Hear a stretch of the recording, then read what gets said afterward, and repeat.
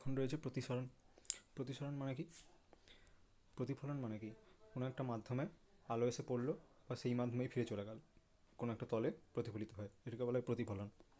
এটাকে বলা হয় প্রতিফলন কোণ, এটাকে বলা হয় এটাকে বলা হয় আপতন কোণ, এটাকে বলা হয় প্রতিফলন কোণ। ঠিক আছে। প্রতিফলনের ক্ষেত্রে কী ছিল? আপতন কোণ এবং প্রতিফলন কোণ সমান ছিল।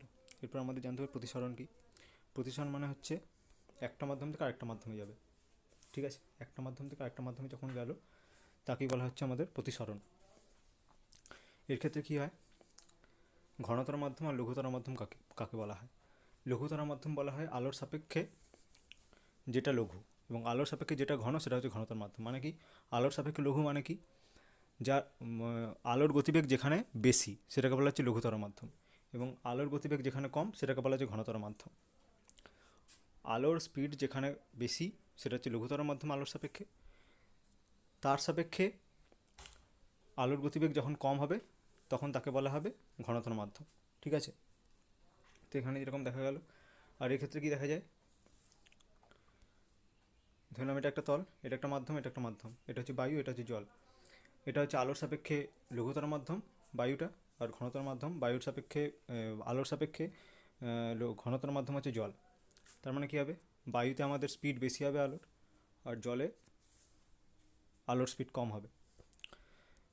আর যখনই আলোর স্পিড কমে যাবে, যখনই আলোর স্পিড কমে যাবে কোনো একটা তলে পড়ে, তখন কী হবে? অভিলম্বের দিকে সরে আসবে। মানে এখানে আপতিত হলো লাইটটা, এটাকে বলা হচ্ছে আপতন কোণ। যখনই প্রতিসরণ হয়ে এই মাধ্যমে যখন এলো তখনই দেখা গেলো কি অভিলম্বের দিকে সরে আসছে, এটা হচ্ছে অভিলম্ব।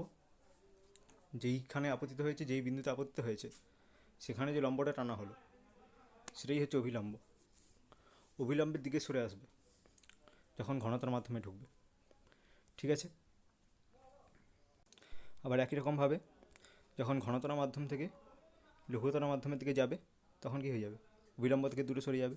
ঘনতর মাধ্যমে থাকার সময় অভিলম্বের কাছে থাকবে।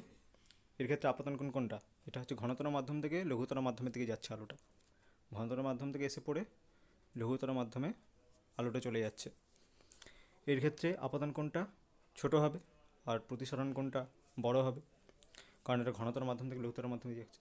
লঘুতর মাধ্যমে যখনই আসবে তখনই অভিলম্ব থেকে দূরে সরে যাবে, আর ঘনতর মাধ্যমে যখনই আসবে তখনই অভিলম্বের দিকে চলে আসবে। ঠিক আছে, এটি হচ্ছে প্রতিসরণের ব্যাপার। এবার আমাদের জানতে হবে চ্যুতি কাকে বলা হয়। চ্যুতি মানে কি? আলো যেই পথে আসার কথা ছিল সেই পথ থেকে যত দূরে সরে এসছে। যেমন এখানে লঘুতর মাধ্যম থেকে ঘনতর মাধ্যমের দিকে আলো এসে পড়েছে, এটা হচ্ছে অভিলম্ব। ঠিক আছে। তো এই অভিলম্বে এখানে কী হচ্ছে? লঘুতর মাধ্যম থেকে যেহেতু ঘনতর মাধ্যম দিকে এসছে সেহেতু আলো এই পথ দিয়ে যাওয়ার কথা ছিল কিন্তু সরে এসছে। সরে কোন পথ দিয়ে এসছে? আলোর পাশ দিয়ে এসে পড়ে এই পাশে বেঁকে গেছে, এইটাকে বলা হবে চ্যুতি। যেই পথটা বেঁকে গেছে, যতটা পথ বেঁকে গেছে তাকে বলা হবে চ্যুতি। এই টোটাল কোণটা কত? এই যে টোটাল কোণটা, এই কোণটা হচ্ছে আই। এই কোণটা দিয়ে আই হয় তাহলে এই টোটাল কোণটাও হচ্ছে আই, কারণ কি? এটা বিপ্রতীপ কোণ একে অপরের, মানে টোটাল কোণটা হচ্ছে আই। আর এই যে ছোটো কোণটা, এই ছোটো কোণটা কি? এটা হচ্ছে প্রতিসরণ কোণ। আলো এরকমভাবে এসে পড়ে এরকমভাবে বেঁকে গেছিলো, মানে এই ছোটো কোণটা কি? এই ছোটো কোণটা হচ্ছে প্রতিসরণ কোণ। বেঁকেছে কতটা? আই মাইনাস আর। ঠিক আছে। আলো আসার কথা ছিল এতটা পথ দিয়ে, আলো এই পথ দিয়ে যাওয়ার কথা ছিল, টোটাল কোণ তো আই, এই টোটাল কোণ তো আই, যেহেতু বিপ্রতীপ কোণ। কিন্তু আলো গেছে কোন পথ দিয়ে? এই পথ দিয়ে বেঁকে গেছে। এই কোণটা কত? আর। তার মানে এই কোণের মানটা তো আমাদের, এই কোণের মানটা তো আমাদের চ্যুতি কোণ, এটাকে ডি দ্বারা ডিনোট করা হয়, ডেল্টা দ্বারা। এই কোণের মানটা কত হবে? টোটাল কোণ মাইনাস আর। টোটাল কোণের মানটা কত? এই কোণের মানটা কত? আই তো, বিপ্রতীপ কোণের সঙ্গে সমান তো। এই কোণটা হচ্ছে আই, তাহলে এই কোণটা আই, তাহলে কী হবে? ডেল্টা মানে কী হবে? আই মাইনাস আর। এটিই হবে এর ক্ষেত্রে চ্যুতিকোণের মান। যখন লঘুতর থেকে যখন ঘনতরের দিকে আসছে, লঘুতর থেকে যখন ঘনতরের দিকে যখন আসছে তখন আই মাইনাস আর হবে চ্যুতিকোণের মান। আবার যখন ঘনতর মাধ্যম থেকে যখন লঘুতর মাধ্যমের দিকে যখন যাবে তখন কী হবে? তখন কী হচ্ছে? ঘনতর মাধ্যমে আছে ছোটো, আপতন কোণ হচ্ছে এখানে আই ছোটো, আর কিন্তু এখানে প্রতিসরণ কোণটা বড় হয়ে গেছে। তাহলে চ্যুতিকোণ কোণটা? আলো যাওয়ার কথা ছিল কোন দিক দিয়ে? এই পথ দিয়ে যাওয়ার কথা ছিল, কিন্তু গেছে কোন পথ দিয়ে? তার থেকে একটুখানি বেশি দূরত্ব দিয়ে গেছে। ঠিক আছে, এই পথ দিয়ে গেছে। এই পথটার মান কত হবে? তাহলে ডেল্টার মান কত হবে? ডেল্টার মান হবে আর মাইনাস আই, যেহেতু আরটা এখানে বড়, প্রতিসরণ কোণটা যেহেতু এখানে বড়, তাহলে ডেল্টার মান কত হবে? আর মাইনাস আই। তো সেটাই এখানে বলা হয়েছে। তারপরে প্রতিসরণের সূত্র। প্রতিসরণের সূত্র আমাদের দুটো রয়েছে। প্রথম সূত্রটা প্রতিফলনের সূত্রের মতোই। প্রতিফলনের সূত্র কী ছিল? আপতন কোণ, প্রতিফলন কোণ, ঠিক আছে, এবং আপতন বিন্দুতে অঙ্কিত অভিলম্ব। আপতিত রশ্মি, প্রতিফলিত রশ্মি এবং আপতন বিন্দুতে অঙ্কিত অভিলম্ব একই সমতলে থাকে। একই সমতলে থাকে মানে কি, ধরলাম এটা একটা বোর্ড, ঠিক আছে, এই যে আমাদের যে এটা হচ্ছে মোবাইলের স্ক্রিন, এটা হচ্ছে আমাদের মোবাইলের স্ক্রিন। এই মোবাইল স্ক্রিনের দিয়ে যদি আপতিত রশ্মিটা এসে পড়লো এই একটা তলের উপরে, আবার এই তল দিয়ে বেরিয়ে গেল, ঠিক আছে, এটা হচ্ছে কি অভিলম্ব। এই তিনটে যে রশ্মি যে রয়েছে এটা একই সমতলে থাকবে। একই সমতলে থাকবে মানে কি, এই যে মোবাইলের স্ক্রিনের তলে থাকবে। মোবাইলের স্ক্রিনের উপর রাখছি, তো মোবাইল স্ক্রিনের উপরে আমাদের থাকবে এটা, মানে যে তলটাতে পড়ছে ওই তলটা একই থাকবে, একই তলে থাকবে, ঠিক আছে। একই রকমভাবে প্রতিসরণের ক্ষেত্রে তাই, এটা হচ্ছে বিভেদ তল, ঠিক আছে, এটা যে লঘু মাধ্যম, এটা হচ্ছে ঘনতর মাধ্যম, এটা হচ্ছে অভিলম্ব। তো আলো হচ্ছে এখানে এসে পড়লো, এটা যে ঘনতর মাধ্যম বলেছিলাম, তার মানে কী হবে, আলো হচ্ছে প্রতিসরিত হওয়ার পর বেঁকে যাবে। এখানে কী হচ্ছে আপতিত রশ্মি কোনটা, এটা হচ্ছে আপতিত রশ্মি, এটা হচ্ছে প্রতিষ্ঠিত রশ্মি, এটা হচ্ছে আপতিত রশ্মি, এটা হচ্ছে প্রতিষ্ঠিত রশ্মি। এর ক্ষেত্রে কী হবে, এই যে অঙ্কিত অভিলম্ব এবং আপতিত রশ্মি এবং প্রতিষ্ঠিত রশ্মি এই তিনটে হচ্ছে একই সমতলে থাকবে। সেটাই হচ্ছে আমাদের প্রথম সূত্র। আপতিত রশ্মি, প্রতিষ্ঠিত রশ্মি এবং আপতন বিন্দু দুই বিন্দুর বিভেদ তলের উপর অঙ্কিত অভিলম্ব একই সমতলে থাকে। তারপর হচ্ছে প্রতিসরণের দ্বিতীয় সূত্র। প্রতিসরণের দ্বিতীয় সূত্রকে স্নেলের সূত্র বলা হয়, ঠিক আছে, এটাকে স্নেলের সূত্র বলা হয়। প্রথমে জানতে সাইন মানে কি, সাইন কোসাইন এসব আমাদের ইয়েতে রয়েছে, ত্রিকোণমিতিতে রয়েছে। সাইন থিটা এটা একটা ফাংশন, ঠিক আছে, থিটার মান যখন চেঞ্জ করা হবে এটার মানও চেঞ্জ হবে, সাইন থিটার মানও চেঞ্জ হবে। ধরুন যেরকম সাইন 0 ডিগ্রির মান হচ্ছে 0, ঠিক আছে, সাইন 30 ডিগ্রির মান হচ্ছে হাফ, এরকমভাবে আমাদের রয়েছে। তো সে মোটামুটি থিটার মান চেঞ্জ করলে সাইনের মানও চেঞ্জ হবে, সাইন জাস্ট একটা ফাংশন, ঠিক আছে। তারপর এখানে দ্বিতীয় সূত্রটা কি, আপাতন কোণের সাইন এবং প্রতিসরণ কোণের সাইন দুটোর অনুপাত হচ্ছে ধ্রুবক হয়। এই যে এটা হচ্ছে আপতন কোণ, আপতিত হলো রশ্মিটা, এটা হচ্ছে অভিলম্ব, ঠিক আছে, এটা অভিলম্ব। আর এটা হচ্ছে আমাদের প্রতিষ্ঠিত রশ্মি, এটা কি বলা হবে, প্রতিসরণ কোণ বলা হবে। এটা কি আপতন কোণ। এই মানটা ধ্রুবক হবে, সাইন আই বাই সাইন আর, মানে এখানে আই এর মান বসিয়ে দেওয়া হলো, আই এর মান দেখা গেলো 30 ডিগ্রি, আর আর এর মান দেখা গেলো 20 ডিগ্রি। এখানে আই এর জায়গায় বসাতে হবে 30 ডিগ্রি, আর আর এর জায়গায় বসাতে হবে 20 ডিগ্রি, ঠিক আছে। বসালে দেখা যাবে এই মানটা ধ্রুবক হবে, এই মানটা একটা ধ্রুবক একটা পাওয়া যাবে, ঠিক আছে। এই মানটা ধ্রুবক মানে কি, এখানে আই এর মান যদি বাড়ানো যদি হয়, এখানে বাড়িয়ে ধরলাম 45 ডিগ্রি করে দিলাম, তখন দেখা যাবে আর এর মান এমনভাবে নির্দিষ্ট হয়ে পড়বে যে এই ধ্রুবকের মান এই মানটা সেম থেকে যাবে।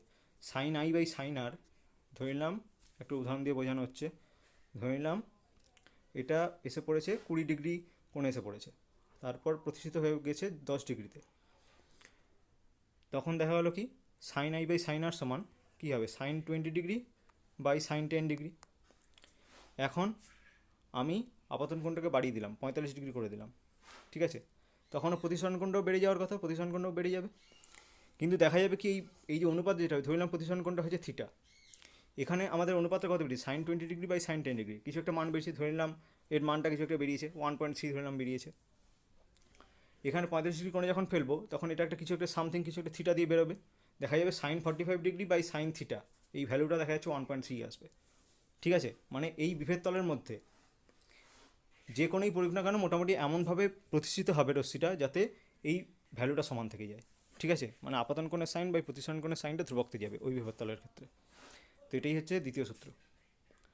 দুটি নির্দিষ্ট মাধ্যম এবং নির্দিষ্ট বর্ণের আলোক রশ্মির প্রতিসরণের ক্ষেত্রে আপতন কোণের সাইন এবং প্রতিসরণ কোণের সাইনের অনুপাত ধ্রুবক হয়। এই কথাগুলো উল্লেখ করতেই হবে যে দুটি নির্দিষ্ট মাধ্যম এবং নির্দিষ্ট বর্ণের আলো, বর্ণ চেঞ্জ হয়ে গেলে এর সূত্র চেঞ্জ হয়ে যাবে। নির্দিষ্ট বর্ণের আলো কোন দুটো আপতন, একটা হচ্ছে লঘুতর মাধ্যম রয়েছে, একটা ঘনতর মাধ্যম রয়েছে, ধরলাম এখানে বায়ু রয়েছে, এখানে জল রয়েছে, এবং একটা নির্দিষ্ট বর্ণের আলো, একটা ধরলাম সবুজ আলো ইউজ করা হচ্ছে, সবুজ আলোর ক্ষেত্রে যা হবে ওই অনুপাতটা একই বিভেদ তলের ক্ষেত্রে, মানে এখানে বায়ু রয়েছে, এখানে জল রয়েছে, আবার সেম টু সেম একই জিনিসের ক্ষেত্রে আবার যদি লাল আলো যদি ফেলা হয় তখন দেখা যাবে আবার এই অনুপাতটা আবার চেঞ্জ হয়ে গেছে, ঠিক আছে।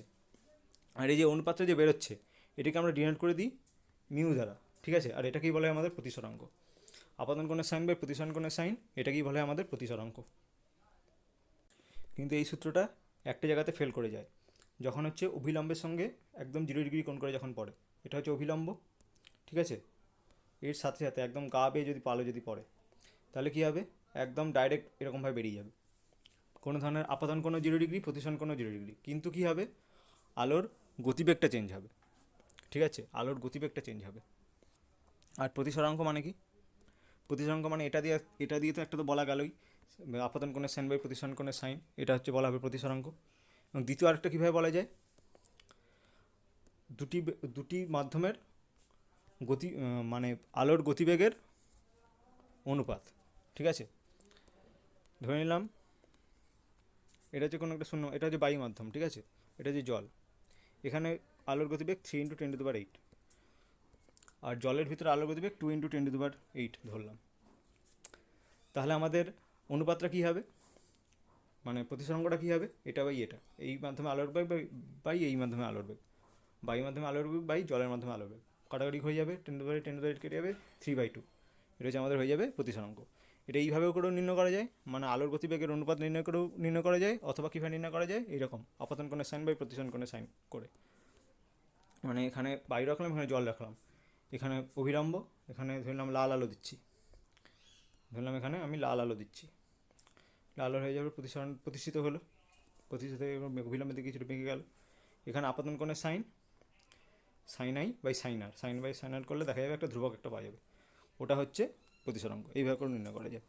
দুটোর ক্ষেত্রে ভ্যালু একই আসবে, কিন্তু বর্ণের ক্ষেত্রে আলাদা হবে, বিভিন্ন বর্ণের ক্ষেত্রে বিভিন্ন রকম হবে। মানে আলোর মানে কি, লাল বর্ণের আলোর ক্ষেত্রে আলোর গতিবেগ যা হবে, লাল বর্ণের আলোর গতিবেগ যা হবে, নীল আলোর গতিবেগ আলাদা হবে। মানে আলোর গতিবেগ আমরা 3 × 10⁸ যেটা বলি, সেটা আমরা কোন আলো, সাদা আলোর ক্ষেত্রে ধরি। এটা যে বায়ু রয়েছে, এখানে জল রয়েছে, বায়ুর গতিবেগ, বায়ুতে আলোর গতিবেগ 3 × 10⁸ মানে আমরা কি বলছি, সাদা আলোর গতিবেগ বলছি। সাদা আলোর গতিবেগ মানে কি, সমস্ত আলো এখানে মিশে রয়েছে। কিন্তু যদি একটা নির্দিষ্ট বর্ণের আলোর ক্ষেত্রে যদি আমরা যদি ভাবি, নির্দিষ্ট বর্ণের আলোর ক্ষেত্রে গতিবেগের মান আলাদা আলাদা হবে। সবুজ আলো দিলে একটা আলাদা ব্যক্তি, ধরলাম সবুজ আলো দিলে একটা গতিবেগটা আলাদা পাওয়া যাবে, আবার জলের ক্ষেত্রে আবার সবুজ আলোর গতিবেগটা আলাদা হবে। কিন্তু অনুপাত করলে দেখা যাবে কি, অনুপাত করলে যেটা পাওয়া যাবে সেটা সবুজ আলোর ক্ষেত্রে প্রতিসরাঙ্কটা। ঠিক আছে, সবুজ আলোর ক্ষেত্রে প্রতিসরাঙ্ক, মানে সবুজ আলোর ক্ষেত্রে জলের প্রতিসরাঙ্ক বায়ুর সাপেক্ষে। তো এসব আগেও বলা হয়েছিল।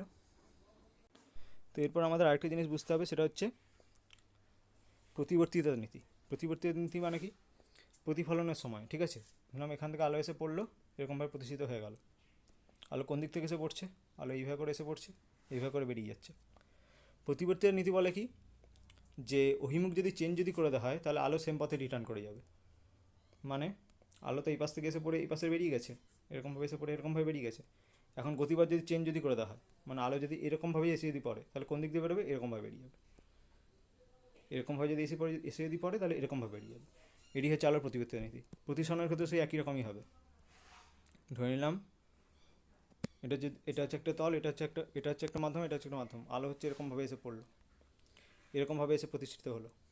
ঠিক আছে, আলোর অভিমুখটা কোন দিকে, এদিকে এসে পড়ছে, এখানে বেরোচ্ছে।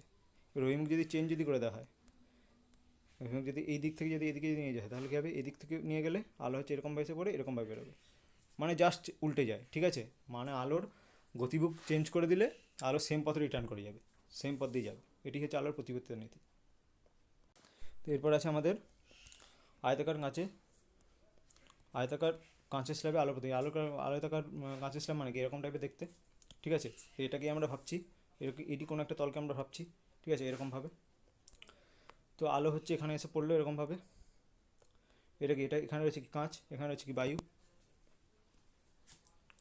আলো হচ্ছে এখানে এসে পড়লো, এরকমভাবে এসে পড়লো, দিয়ে কাঁচে এসে ওখানে পড়েছে। মানে কি, কাঁচে হচ্ছে, এটা হচ্ছে লঘুতর মাধ্যম, আর কাঁচে এসে ওখানে বলে এটা হচ্ছে ঘনতর মাধ্যম। মানে কি, ঘনতর মাধ্যমের দিকে এড়িয়ে যাবে। ঘনতর মাধ্যমে কী হবে, অভিলম্বের দিকে বেঁকে যাবে, অভিলম্বের দিকে গেল। আবার এখানে বেরোবার সময় কী হবে, যখন এখান থেকে প্রতিষ্ঠিত হয়ে যখন বেরোবে বাইরে, তখন অভিলম্ব থেকে দূরে সরে যাবে। ঠিক আছে, যেহেতু এটা ঘনতর মাধ্যম থেকে আবার লঘুতর মাধ্যমে দিয়ে যাচ্ছে। তো এক্ষেত্রে কোনগুলো আমরা কল্পনা করছি, ধরলাম এটা হচ্ছে কাঁচের স্ল্যাব, এটাকে বড় করে আঁকছি। ঠিক আছে, তো এখানে আলো হচ্ছে এখানে এসে পড়লো, এটা হচ্ছে অভিলম্ব, এটা ধরলাম আই, এই কোণটা ধরলাম আই। তারপর প্রতিষ্ঠিত হওয়ার পর অভিলম্বের দিকে বেঁকে গেল, আর তারপর প্রতিষ্ঠিত যখন হবে, এখানে ভালো করে দেখো, এটা দেখো একটা এর মতো হচ্ছে, ভেদকের মতো হচ্ছে, এটা দেখো সমান্তরাল রশ্মি, এটা হচ্ছে ভেদক আর এটা হচ্ছে সমান্তরাল রশ্মি।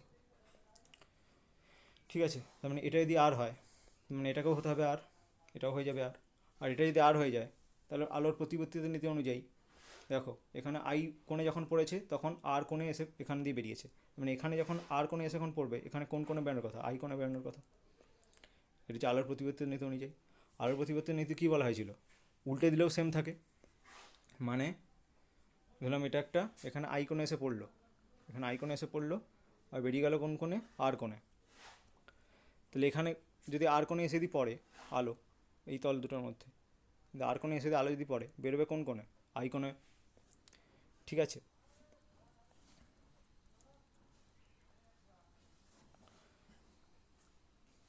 তো সেম টু সেম এর ক্ষেত্রেও হবে, সেম টু সেম এর ক্ষেত্রেও হবে। এখানে এখানে আই কোণে এসে পড়েছে, এখানে আর কোণে বেরিয়েছে, আবার এখানে যখন আর কোণে এসে পড়েছে, যেহেতু এটা দেখা যাচ্ছে এটা ভেদক, এটা সমান্তরাল রশ্মি, যেহেতু এটা আর কোণে এসে পড়েছে, এটা বেরোবে কী দিয়ে, আই কোণ দিয়ে বেরিয়ে যাবে। ঠিক আছে, মানে এই যে এই কোণটা যে কোণে আপতিত হয়েছিল সেই কোণ দিয়ে বেরোবে, কিন্তু একটা চ্যুতি একটা থাকবে। চ্যুতি থাকবে মানে কি, আলো অ্যাকচুয়ালি কোন দিক দিয়ে এসেছিলো, এরকমভাবে এসেছিলো, কোন দিক দিয়ে বেরোনোর কথা ছিল, যদি প্রতিষ্ঠিত যদি না যদি হতো এইরকমভাবে বেরোনোর কথা, কিন্তু বেরোচ্ছে কোন দিক দিয়ে, এরকমভাবে বেরোচ্ছে, মানে কিছুটা গ্যাপ দিয়ে বেরোচ্ছে, কিছুটা অঞ্চল গ্যাপ দিয়ে বেরোচ্ছে, এই এতটা অঞ্চল আমাদের সরে গেছে, এটি হচ্ছে এর ক্ষেত্রে হবে চ্যুতি।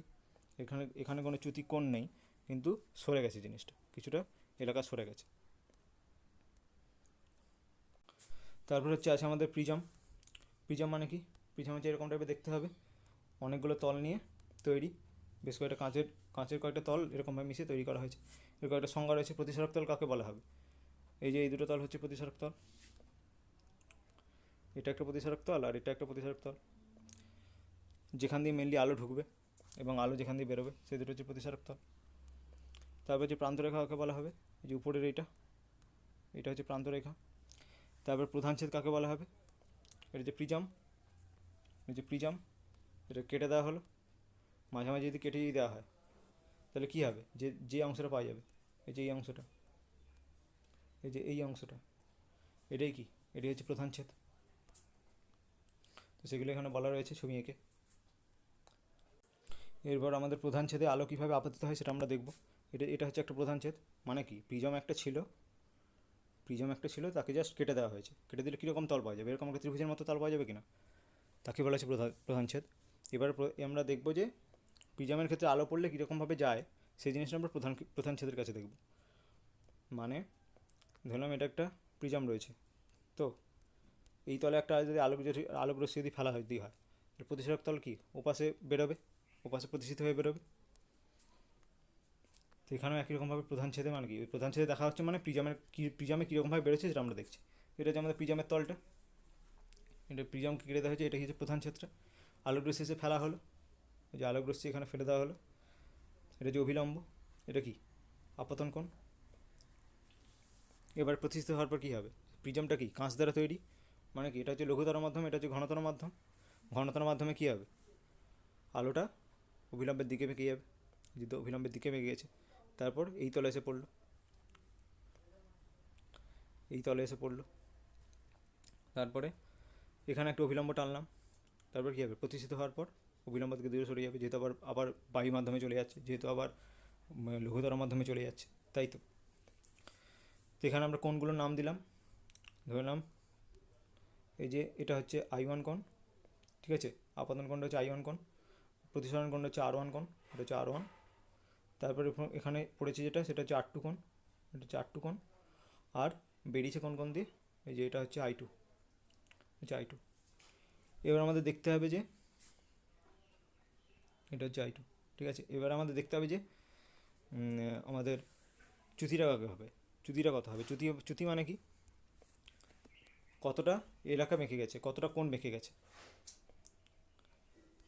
আলো হচ্ছে এখানে এসে পড়েছিল I1 কোণে, এখানে বেরিয়েছে কোথায়, এখানে প্রতিষ্ঠিত হয়েছে কোথায়, প্রতিসরণ কোণটা কত R1, তাহলে চ্যুতি কোণটা কত, যতটা পথ বেঁকে গেছে, এই পথ দিয়ে যাওয়ার কথা ছিল কিন্তু বেঁকে গেছে এতটা পথ, সেই পথের মানটা কত, ধরলাম D1 এর মানটা কত হবে, D1 এর মানটা হবে I1 - R1, ঠিক আছে। আবার একই রকমভাবে এর ক্ষেত্রে এর ক্ষেত্রে চ্যুতিকোণের মানটা কত হবে? i2 মাইনাস r2 হবে। তাহলে টোটাল চ্যুতিটা কত? d1 প্লাস d2, মানে কি i1 প্লাস i2, মানে i1 minus r1 plus i2 minus r2, মানে কি i1 plus i2 minus r1 plus r2। তো সেটা এখানে হয়েছে।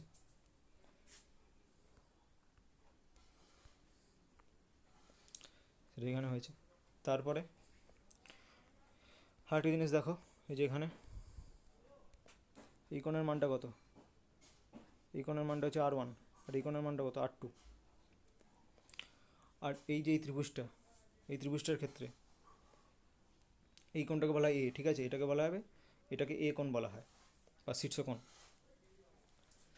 তো এখানে আমরা কি বলতে পারি, এই যে এই ত্রিভুজটার ক্ষেত্রে এই কোণটা প্লাস এই কোণটা প্লাস এই কোণটা, তিনটের টোটাল যোগফল কত? 180 ডিগ্রি, মানে r1 প্লাস r2 প্লাস এই কোণটার নাম কিছু দিয়ে দিলাম, ধরলাম সি কোণ, ঠিক আছে।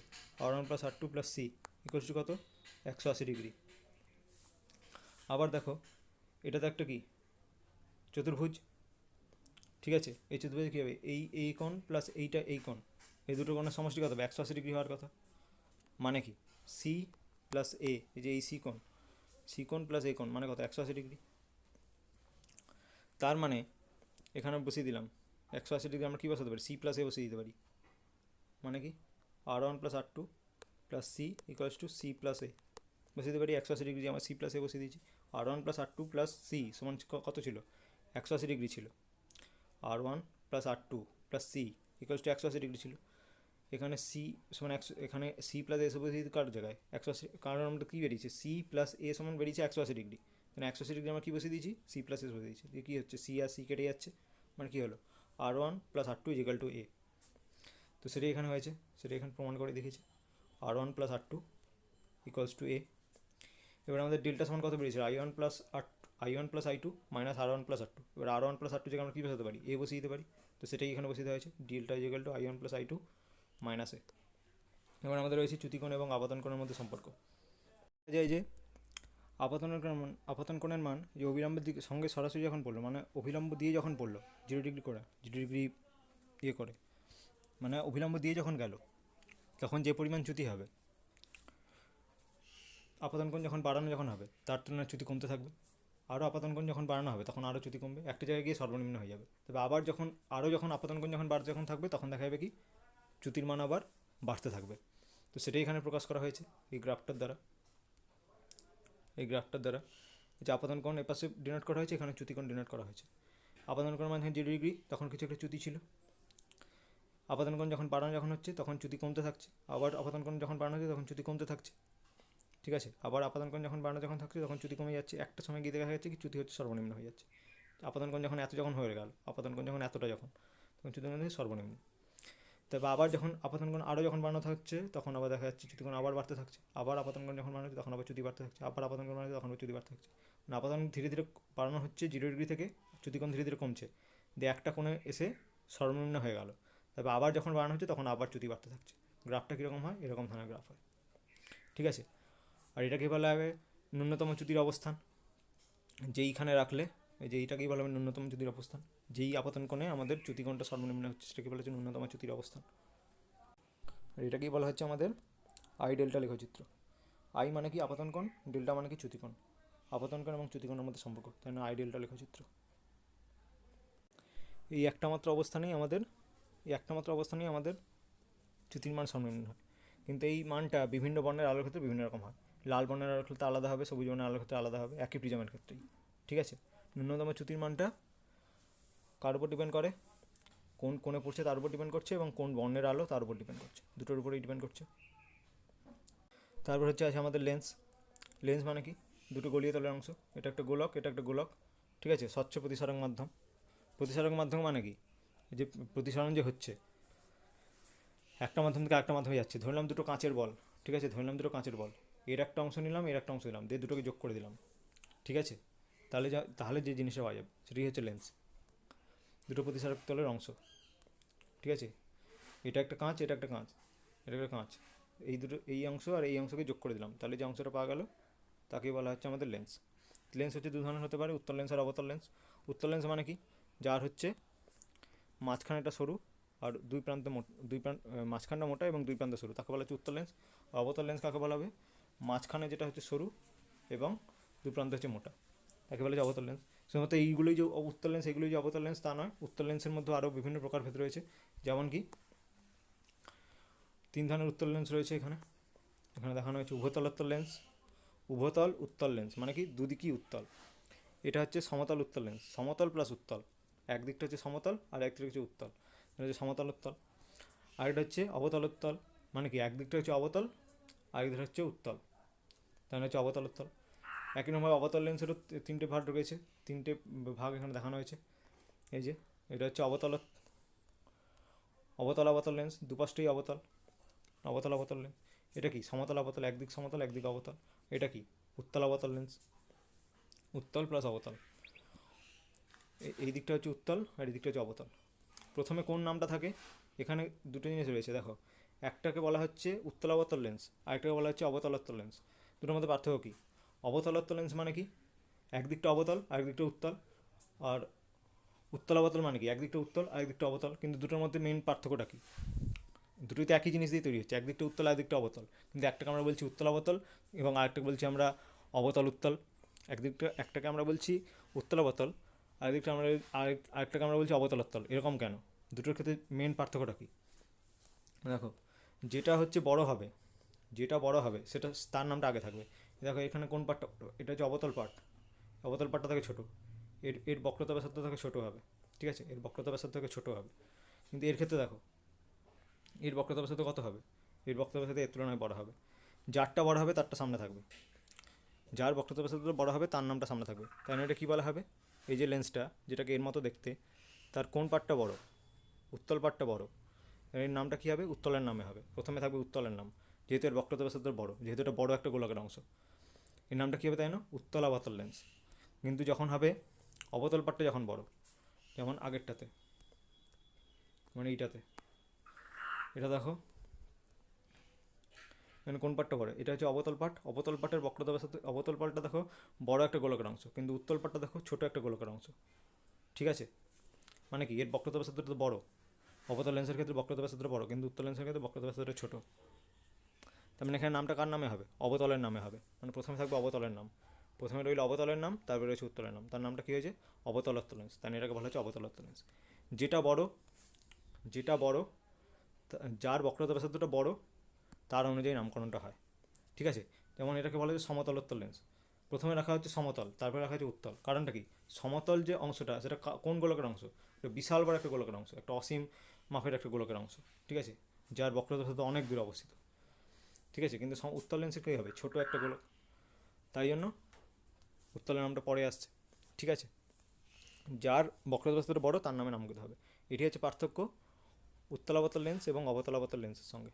উত্তলাবতল লেন্সের ক্ষেত্রে উত্তল পাটটা হচ্ছে বড়, উত্তল পাটটা যে গোলকের অংশ তার বক্রতা ব্যাসার্ধটা মানে একটা বড় একটা গোলকের অংশ, ঠিক আছে। এবং অবতলাবতল লেন্সের ক্ষেত্রে, অবতলোত্তল লেন্সের ক্ষেত্রে অবতল পাটের বক্রতা ব্যাসার্ধটা বড় উত্তল পাটের থেকে, ঠিক আছে। তারপর হচ্ছে আলোক কেন্দ্র কাকে বলা হয়? এটা একটা উত্তল লেন্স, এটা একটা অবতল লেন্স। আলোক কেন্দ্র মানে কি? একে আলো একটা ফেলা হলো, ঠিক আছে, আলো একটা ফেলা হলো, প্রতিষ্ঠিত হওয়ার পর এই প্রধান অক্ষের উপরে যে বিন্দুতে কাটবে তাকে বলা হচ্ছে আলোক কেন্দ্র। প্রধান অক্ষ কাকে বলা হয়? এই জিনিসগুলো বলা হয়নি। প্রধান অক্ষ কাকে বলা হয়? এই যে লেন্স মানে কি? লেন্স তো দুটো গোলকের অংশ, এটা এইটার ক্ষেত্রে আমরা ধরছি, এই ছবিটার ক্ষেত্রে এটা উত্তল লেন্স, এটা একটা গোলকের অংশ, এটা একটা গোলকের অংশ। যে গোলকের অংশ তার ব্যাসার্ধকে বলা হয় বক্রতা ব্যাসার্ধ, এটাকে বলে বক্রতা কেন্দ্র, ঠিক আছে।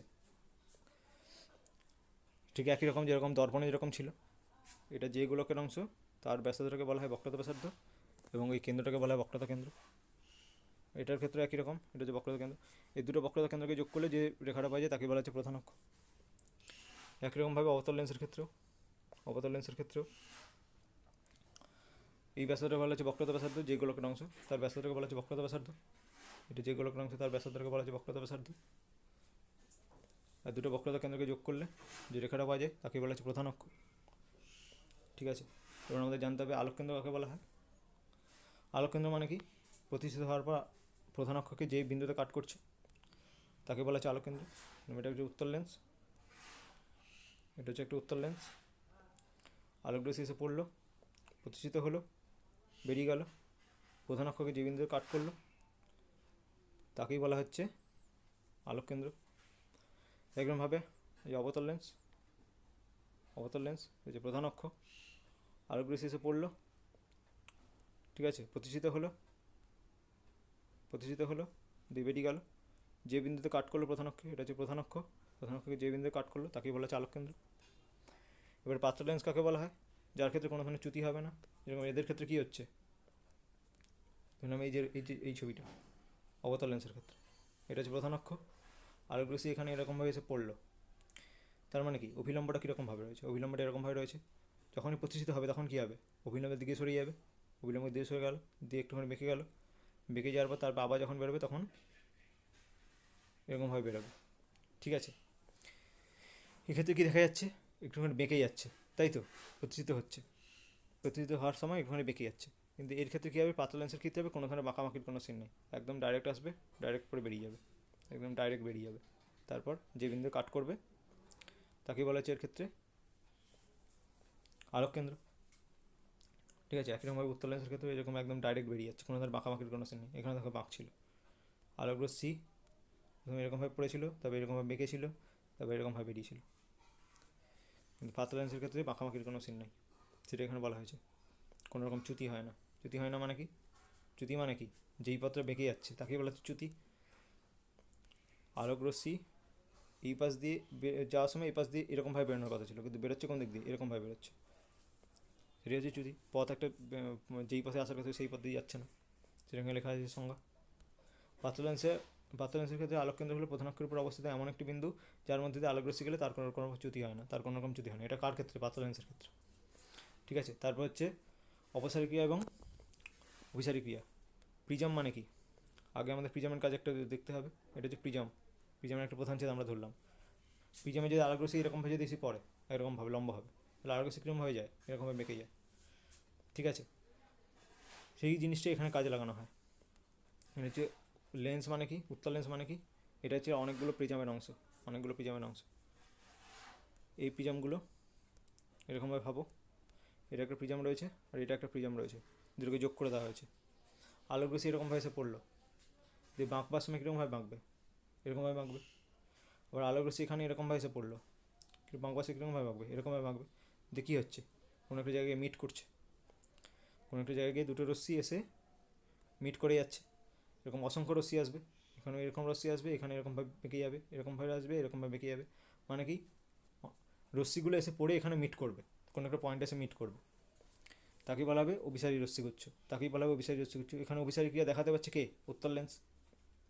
কারণটা কি? কারণ এগুলো হচ্ছে অনেকগুলো প্রিজমের সমষ্টি। ছবিটা এখানে ভালো করে আঁকা আছে, অনেকগুলো প্রিজম।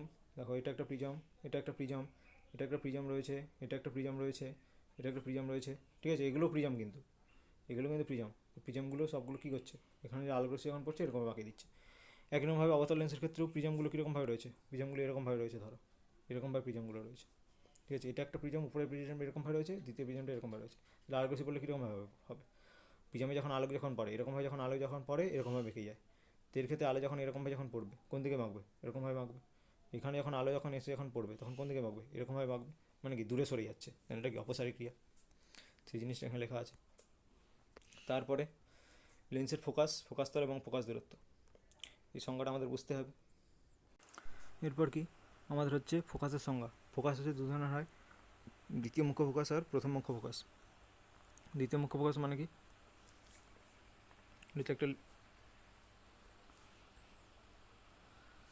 এটা যে একটা লেন্স, লেন্সের উপরে এটা হচ্ছে প্রধান অক্ষ, প্রধান অক্ষের সমান্তরাল আলোকরশ্মি এসে পড়লো। আলোকরশ্মি পড়বার পর প্রধান অক্ষের উপরে কোনো একটা বিন্দুতে এসে মিলিত হচ্ছে, তাকে বলা হচ্ছে দ্বিতীয় মুখ্য ফোকাস। এবারে এটা হচ্ছে কার ক্ষেত্রে? উত্তল লেন্সের ক্ষেত্রে। অবতল লেন্সের ক্ষেত্রে কীরকম হবে? এটা হচ্ছে একটা অবতল লেন্স, এটা হচ্ছে প্রধান অক্ষ, প্রধান অক্ষের সঙ্গে সমান্তরালভাবে আলোকরশ্মি এসে পড়লো, পড়বার পর প্রতিষ্ঠিত হয়ে কীরকমভাবে যাবে? এরকমভাবে যাবে।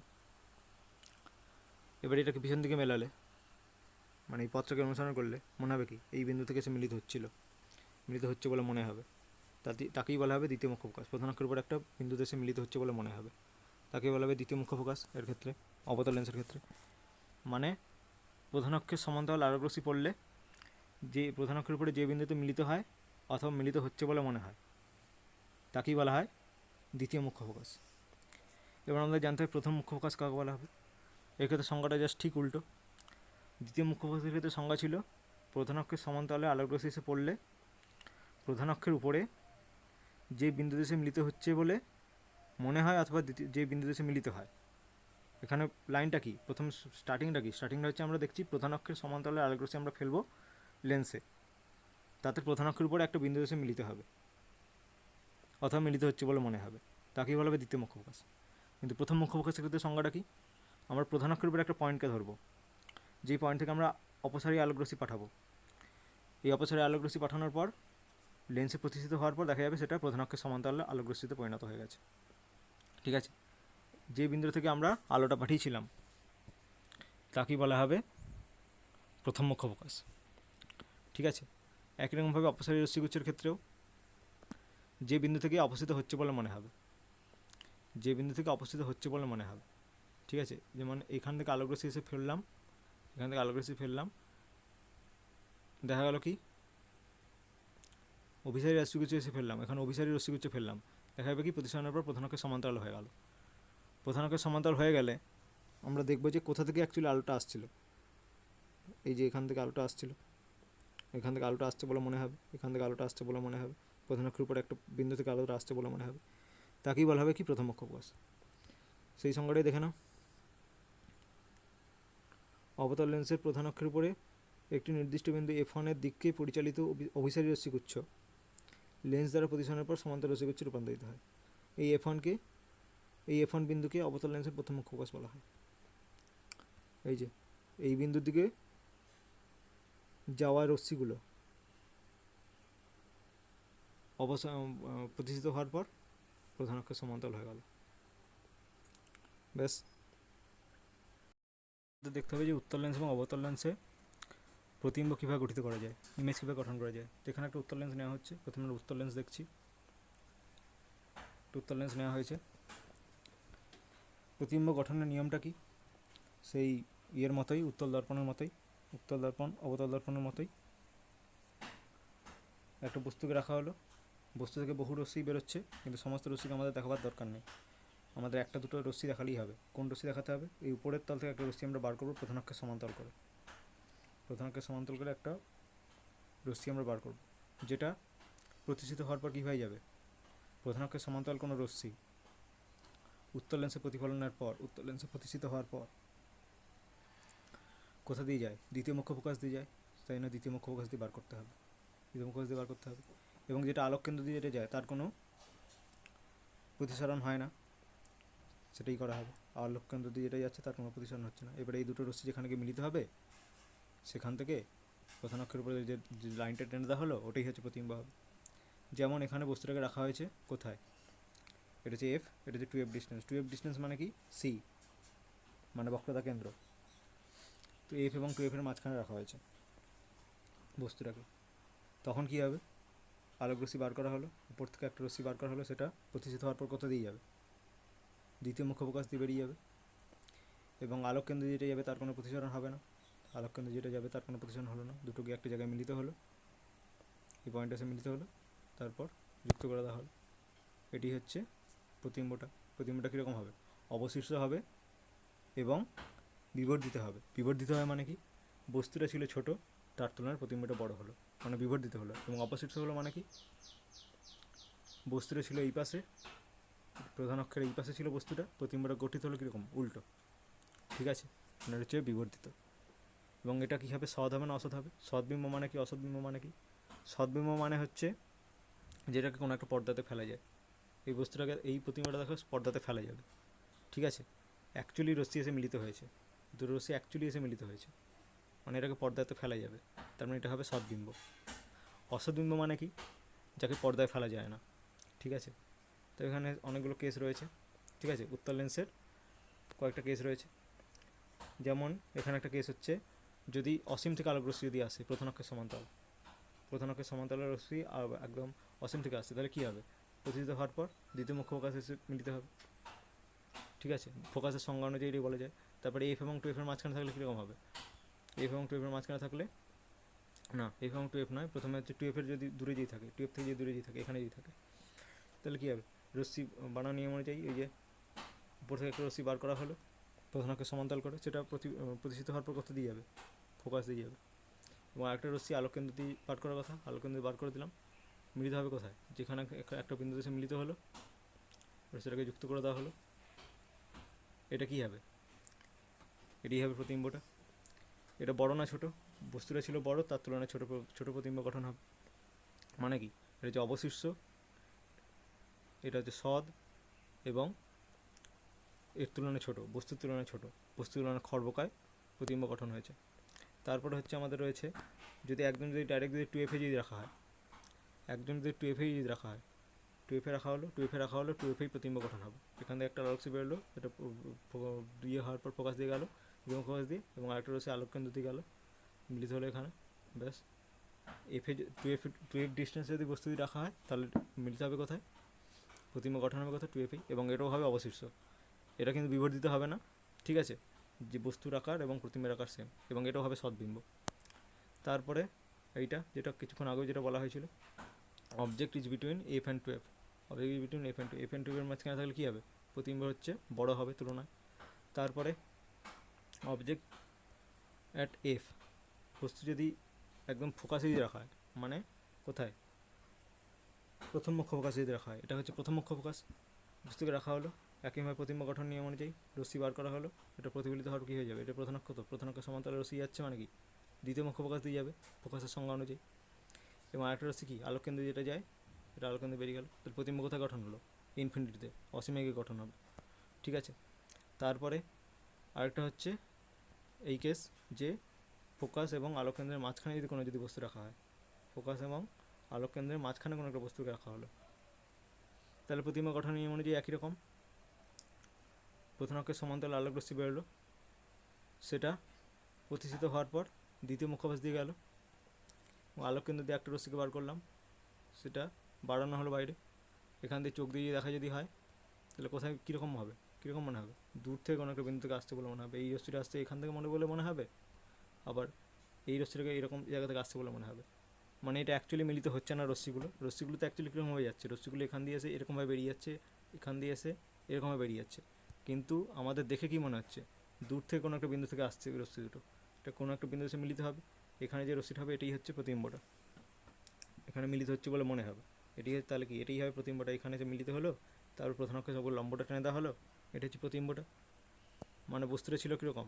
বস্তুটা ছিল এরকম, প্রতিবিম্বটা গঠন হলো এরকম, প্রতিবিম্বটা বড় হলো, এবং প্রতিবিম্বটা অ্যাকচুয়াল রশ্মি এসে মিলিত হলো না, এটা মিলিত হচ্ছে বলে মনে হচ্ছে, মানে কি এটা হচ্ছে অসৎবিম্ব, বস্তু যেই পাশে সেই পাশেই প্রতিবিম্ব গঠন হচ্ছে। এটা কি প্রধান অক্ষের দিকেই রয়েছে, এটা হচ্ছে প্রধান অক্ষের উপরে রয়েছে বস্তুটা, এটাও দেখো প্রতিবিম্বটা দেখো প্রধান অক্ষের উপরেই রয়েছে, তার মানে কি এটা হচ্ছে সমশীর্ষ। ঠিক আছে, এটা হচ্ছে অসৎ প্রতিবিম্ব, এটা হচ্ছে সমশীর্ষ প্রতিবিম্ব, এবং দ্বিতীয় এটা হচ্ছে বিবর্ধিত প্রতিবিম্ব। মানে উত্তর লেন্সের দ্বারা বিবর্ধিত প্রতিবিম্ব কখন গঠন করা যাবে? যখন ফোকাসের সামনে যখন থাকবে, object distance less than F ডিস্টেন্সের আগে যখন থাকবে বস্তুটা। এই জিনিসই কোথায় কাজে লাগানো হয়? আতস কাঁচে আমাদের কাজে লাগানো হয়। ঠিক আছে, তো এই কটাই রয়েছে আমাদের উত্তর লেন্সের কেস। তারপর হচ্ছে আমাদের অবতল লেন্সের কেস। অবতল লেন্সে কীরকম? বস্তুকে এখানে রাখা হলো প্রধান অক্ষের উপরে কোনো একটা বিন্দুতে, তো প্রতিবিম্ব কীরকমভাবে গঠন হবে? একই রকমের প্রতিবিম্ব গঠনের নিয়ম। এই যে প্রতিবিম্ব একটা রশ্মি একটা বার করা হলো, যেটা এমনভাবে যাবে, কি এমনভাবে প্রতিষ্ঠিত হয়ে এমনভাবে যাবে যেটা মনে হবে যে ফোকাস থেকে আসছে, ফোকাস থেকে আসছে বলে মনে হবে। আরেকটা রশ্মি কীরকম? আলোক কেন্দ্র দিয়ে বার করা হলো, এই যে আলোক কেন্দ্র দিয়ে বার করে দেওয়া হলো, সেটা কোনো হলো না। এবং আরেকটা রশ্মি কি, যেটা ফোকাসের দিকে যেটা যাওয়ার কথা, সেটা কী হবে? প্রতিষ্ঠিত হওয়ার পর প্রধান অক্ষের সমান্তরালে বেরিয়ে যাবে, এটাই কি এর ক্ষেত্রে এটা কি প্রথম মুখ্য ফোকাসের দিকে যে রশ্মি যায়, তার কী হয়, প্রতিষ্ঠিত হওয়ার পর প্রধান অক্ষের সমান্তরাল হয়ে যায়। সেই জিনিসগুলো এখানে দেখানো হয়েছে। তাহলে অ্যাকচুয়ালি মিলিত হচ্ছে কোথায়, এটাকে পিছন থেকে বাড়ি দিলাম, তিনটে রশ্মি কোথায় এসে মিলিত হচ্ছে দেখো। এই রশ্মিটা এরকম প্রধান অক্ষের সমান্তরালে গেছিলো, এটা এমনভাবে প্রতিষ্ঠিত হলো যেটা ফোকাস থেকে আসতে বলে দ্বিতীয় মুখ্য ফোকাস থেকে আসতে বলে মনে হচ্ছে। এটাকে পিছন থেকে বাড়িয়ে দিলাম। তারপরে এটা হচ্ছে আরেকটা রশ্মি, যেটা হচ্ছে প্রথম মুখ্য ফোকাসের দিকে যাচ্ছে। এটা প্রতিষ্ঠিত হওয়ার পর কীরকম হয়ে যাচ্ছে, প্রধান অক্ষের সমান্তরাল হয়ে যাচ্ছে। ঠিক আছে, তো এটাকেও পিছন থেকে বাড়িয়ে দিলাম। এবং আরেকটা রশ্মি কি, আলোক কেন্দ্রে যেটা যাচ্ছে, তার কোনো প্রতিসরণের কোনো চেঞ্জ হয় না। মানে তিনটে রশ্মি কোথায় এসে মিলিত হচ্ছে, তিনটে রশ্মি এসে মিলিত হচ্ছে এই যে এই পয়েন্টে। ঠিক আছে, তো এখানেই প্রতিবিম্বের গঠন হবে, মানে বস্তুটা হচ্ছে এইটা, প্রতিবিম্বটা হচ্ছে এইটা, তার তুলনায় ছোট। ঠিক আছে, সেগুলো এখানে লেখা আছে। প্রথম কেস কোনটা, এই যে অবশিষ্ট এবং সদ্বিম্ব গঠন, খর্বকায় সদ্বিম্ব, এটা কখন হবে, যখন 2f এর বাইরে যখন থাকবে, 2f ডিস্টেন্সের বাইরে যখন থাকবে তখন কী হবে, f এবং 2f এর মাঝখানে প্রতিবিম্ব গঠন হবে, বস্তুটা খর্বকায় হবে, অবশিষ্ট হবে। এটা কোথায় ইউজ করা হয়, ক্যামেরাতে ইউজ করা হয়। তারপরে উত্তল লেন্স দ্বারা অবশিষ্ট এবং বিবর্ধিত প্রতিবিম্ব গঠন কখন হবে, f এবং 2 এর মাঝখানে যখন থাকবে বস্তুটা, প্রতিবিম্ব গঠন হবে কোথায়, 2f এর বাইরে। ঠিক আছে, এটা কোথায় ইউজ করা হয়, এটা ইউজ করা হয় আমাদের অনুবীক্ষণ যন্ত্রে।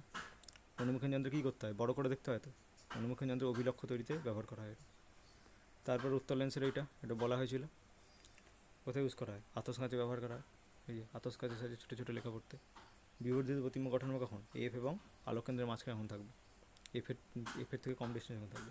তবে অবতল লেন্স দ্বারা সমশিষ্ট এবং অসৎ প্রতিবিম্ব গঠন, ব্যাস এই কটাই কেস রয়েছে। তারপর আমাদের জানতে হবে বিবর্ধন কাকে বলা হয়। বিবর্ধন মানে কি, প্রতিবিম্বের সাইজ বাই বস্তুর সাইজ। যেমন যখন বস্তুকে এখন এফ এবং 2f এর মাঝখানে এখন রাখা হয়েছে, তখন প্রতিবিম্বের সাইজ কী হচ্ছে, বস্তুর তুলনায় বড় হচ্ছে। ঠিক আছে, প্রতিবিম্বের হাইট ধরে নিলাম h1, বস্তুর হাইট ধরে নিলাম h2, দুটোর যে অনুপাত করলে h1/h2, এটাই হচ্ছে আমাদের বিবর্ধন। ঠিক আছে, এবারে দেখো এই দুটো ত্রিভুজকে দেখো, এটা তো বস্তুটা, এটা তো প্রতিবিম্বটা।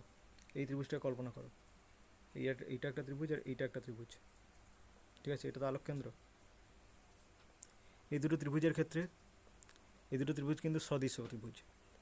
ঠিক আছে, দুটো ত্রিভুজ সদৃশ ত্রিভুজ। সদৃশ ত্রিভুজ মানে কী হবে, এম মানে আমরা কি, এম মানে হচ্ছে বিবর্ধন। এই হাইট ধরে নিলাম h2, এই হাইট ধরে নিলাম h1, এই ডিস্টেন্সটাকে বলা হয় বস্তু দূরত্ব বা ইউ, এটাকে বলা হয় প্রতিবিম্ব দূরত্ব বা বেহি। এম মানে কি বলতে হবে, আমরা কি জেনেছি, প্রতিবিম্বের আকার বাই বস্তুর আকার মানে কি h2/h1। সেটা মানে আমরা কি বলতে পারি, এটা বাই এটা, ত্রিভুজের যেহেতু এই দুটো ত্রিভুজের সদৃশ, তার মানে কি এটা আমরা কি বলতে পারি v/u। ঠিক আছে, মানে বিবর্ধন মানে কি হলো, প্রতিবিম্বের আকার বাই বস্তুর আকার, সেটা মানে কি v/u, কারণ এটা দুটো ত্রিভুজই হচ্ছে সদৃশ ত্রিভুজ, একেবারে সদৃশ ত্রিভুজ। সদৃশ ত্রিভুজের ক্ষেত্রে কী হয়, এটা তো ধরলাম এটা একটা ত্রিভুজ আর এটা একটা ত্রিভুজ, এই দুটো ত্রিভুজের সদৃশ। ABC ত্রিভুজটার নাম, এই ত্রিভুজের নাম হচ্ছে PQR। আমরা যদি বলি AB/PQ, AB/PQ মানে আমরা কি বলতে পারি, AC/PR। ঠিক আছে, সদৃশ ত্রিভুজের ক্ষেত্রে এরকম হয়, তো সেই জিনিসটা এখানে কাজে লাগানো হয়েছে। তো সেই জিনিসটা এখানে লেখা আছে, এই যে O'=U, প্রতিবিম্ব দূরত্ব সমান V, এই দুটো ত্রিভুজের সদৃশ, আমরা কী বলতে পারি, M সমান বলতে পারি v/u, যেহেতু h2/h1 সমান v/u। v মানে কি প্রতিবিম্ব দূরত্ব, ইউ মানে কি বস্তু দূরত্ব, মানে আলোক কেন্দ্র থেকে বস্তুর যে দূরত্ব তাকে বলা হচ্ছে ইউ বা বস্তু দূরত্ব।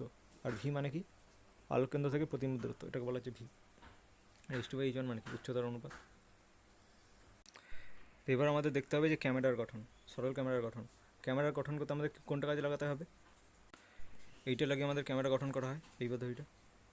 কোথায়, 2f এর বাইরে যখন থাকে, উত্তল লেন্স দ্বারা অবশিষ্ট এবং খর্বকায় সদ্বিম্ব গঠন। এক্ষেত্রে কীরকমভাবে করা হয়েছিল, এরকম ক্ষেত্রে 2f এর বাইরের বস্তুকে রাখা হয়েছিল, প্রতিবিম্ব গঠন হয়েছিল কোথায়, f এবং 2f এর মাঝখানে, এবং প্রতিবিম্ব তৈরি হয়েছিল খর্বকায়।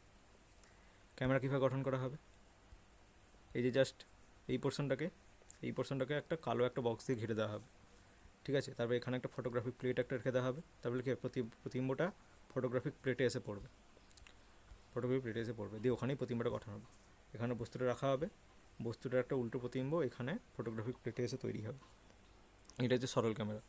আর এখানে বিভিন্ন জিনিস করা হবে, এখানে একটা আলোক নিরোধ বক্স রেখে দেওয়া হবে, যেটা কালো কাপড় দিয়ে ঢাকা থাকবে।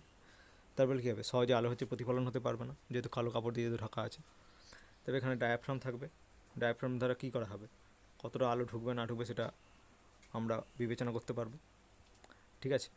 এই কটা জিনিস নিয়ে আমাদের সরল ক্যামেরা তৈরি করা হবে।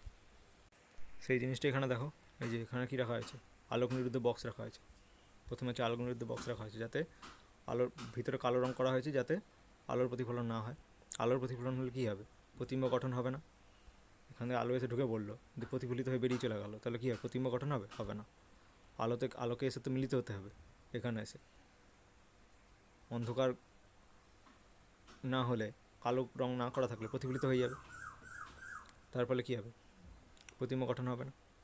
তারপর অভিলক্ষ লেন্স, এটাকেই বলে অভিলক্ষ লেন্স, ঠিক আছে। তারপরে ডায়াফ্রাম মানে এইখানে পিছনে রয়েছে, যার দ্বারা হচ্ছে আলোর প্রবেশ আমরা নিয়ন্ত্রণ করতে পারবো। এই যে এখানে রয়েছে ডায়াফ্রাম। তবে শাটার কথা রয়েছে, এখানে শাটার রয়েছে, শাটার দ্বারা কতক্ষণ ধরে আলো ঢুকবে সেটা আমরা নিয়ন্ত্রণ করতে পারবো। আলোক সম্পাদের সময় 1/10 সেকেন্ড থেকে 1/100 সেকেন্ডের মধ্যে রাখা হয়। ছবি ভালো হবে না খারাপ হবে তা ডিপেন্ড করে আলোক সম্পাদের উপরে, কতক্ষণ ধরে আলোটা ফেলা হচ্ছে, ঠিক আছে। তারপর পর্দাতে এই যে এখানে পর্দা রাখা আছে, এখানে প্রতিবিম্বটা গঠন হবে, প্রতিবিম্বটা থেকে যেতে যায়, তাই এখানে ফিল্ম বসাতে হবে। ফিল্মটা কী দ্বারা তৈরি করা হয়, সিলভার এবং হ্যালোজেনের তৈরি আলোক সংবেদী পদার্থে প্রলেপ দেওয়া হয়, যাতে কী হয়, প্রতিবিম্বটা যাতে থেকে যেতে যায়। জাস্ট এই কেসটাই, ঠিক আছে, জাস্ট এই কেসটাই এখানে হয়েছে, এই কেসটি লাগানো হয়েছে।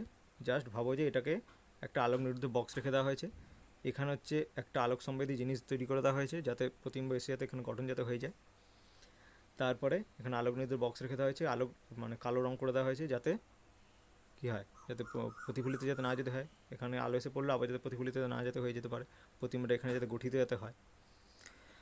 এবং এখানে ডায়াফ্রাম রাখা হয়েছে, এই পার্টটাতে এইখানে এই জায়গাটাতে একটা ডায়াফ্রাম রাখা হয়েছে, যাতে কী হবে, কতটা আলো ঢুকবে না ঢুকবে সেটা আমরা বিবেচনা করতে পারবো। তারপরে এখানে শাটার রাখা হয়েছে এখানে একটা শাটার রাখা হয়েছে, যাতে কতক্ষণ ধরে আলো ঢুকবে সেটা আমরা নির্বাচন করতে পারবো, ঠিক আছে। তো আজকের এত অবধি হলো, যদি কোনো কোশ্চেন যদি থাকে জিজ্ঞাসা করবে পড়বার পর।